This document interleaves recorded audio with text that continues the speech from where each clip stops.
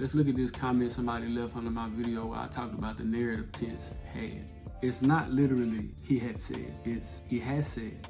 En fait, l'id means both he said and he has said. He had said is a different translation completely. Also, I don't think it's appropriate to compare faulty English grammatical constructions to correct French constructions. The phenomenon you noticed as a child is a linguistic phenomenon that is hypercorrection. I'm glad you were aware enough to notice this. However, as someone with formal linguistic training, I just want to provide some context and clarify the themes here. I know it wasn't stated in this video, but I don't want the audience to be confused. AAVE doesn't have French origins. Afro-Creoles do have influence from French and Creole, but this example is not Creolized English. We see this addition of had throughout the US and Anglo regions too. He said a lot in this comment, but I want to give some context. He started out by saying, it's not literally he has said, it's he has said. En fait, l'id means both he said and he has said. And he's right. The problem is, I ain't say that. What I said was this. So when you realize that the way you already speak actually mirror a lot of different languages, it empowers you. But the first couple words is not the main idea. It's not the main argument of his comment right here. The main argument is this phrase here. Also, I don't think it's appropriate to compare faulty English grammatical constructions to correct French constructions. Now, to support such a bold statement, saying that Ebonic speakers are using faulty English grammatical constructions, what he does is he uses a Greek method of persuasion called pathos, ethos, and logos in that order. When somebody uses pathos, they appeal to emotion to convince you. And that's what he does here. So what he says is, I'm glad you were aware enough to notice this. So what this is an attempt to emotionally identify with me, to say, hey man, that was a really good job. But then he hit me with the okie doke. Now he uses ethos to hit me with the okie doke. He say, however, as someone with formal linguistic training, what that's supposed to do is make me listen to him. So he hit me with the pathos and he say, I'm glad that you noticed that. He identifies with my emotion, right? I'm glad that you noticed that. However, as someone with formal linguistic training, he identifies with the emotions and it tells me why I should listen to him. It's likened to somebody saying, hey buddy, you did a good job. Next time, let's do it like this. And then finally, he brings it home with logos. Logos is logic when somebody appeals to the facts, to the things that exist. He say, I just want to provide some context and clarify the themes here.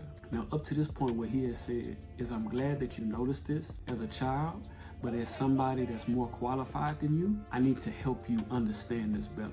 And I would accept that if that was true. We already clarified what he misunderstood in the beginning. But let's look at what he talks about this linguistic phenomenon. He say, the phenomenon you notice as a child is a linguistic phenomenon that is hypercorrection. But when we look at hypercorrection as defined by the Cambridge Dictionary, it's a mistake in writing a speech caused by somebody trying to show that they know how to use the language the right way according to the rules, when in fact the form that they're using is wrong. So hypercorrection is when somebody's trying to sound smart, but they end up sounding dumb. To assume that an entire group of people speaking their native dialect is committing hypercorrection, so you don't really know what hypercorrection means. And then they say, I know it wasn't stated in this video, but I don't want the audience to be confused. AAVE doesn't have French origins. Afro-Creoles do have influence from French and Creole, but this example is not Creolized English. We see this addition of had throughout the US and Anglo regions too. But this is another example where your words not adding up, my brother. You say you don't want nobody in the audience to be confused, but before you commented, a sister from Georgia already asked this question, and you can see it here. She say, I wonder if there's any French connection as well when she talked about they dialect out in Decatur. And I responded to her. I said, in regard to the connection, I don't think the actual form comes from French, though it might, I'm just not sure. But I do know French mirrors Ebonics in a couple ways, like the use of the double negative. So the fact that what you say you don't want the audience to be confused about was already addressed in the audience, on top of the fact that this story is in an Anglo region, Houston, Texas. Now, Houston got a lot of Louisiana Creoles, but everybody in Houston ain't Creole. I think it's safe to say that you just wanted to respond before you took time to take this video in.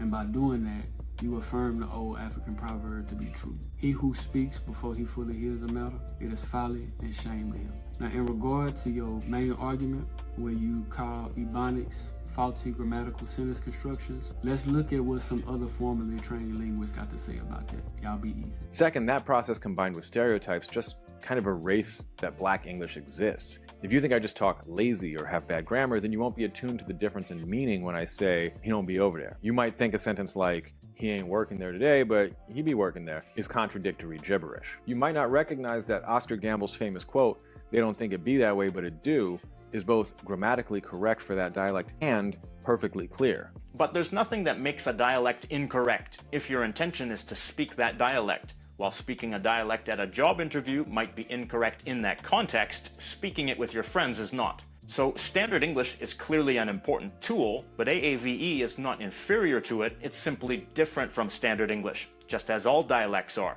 That includes the dialects of Great Britain, Ireland, Australia, and everywhere else that English is spoken.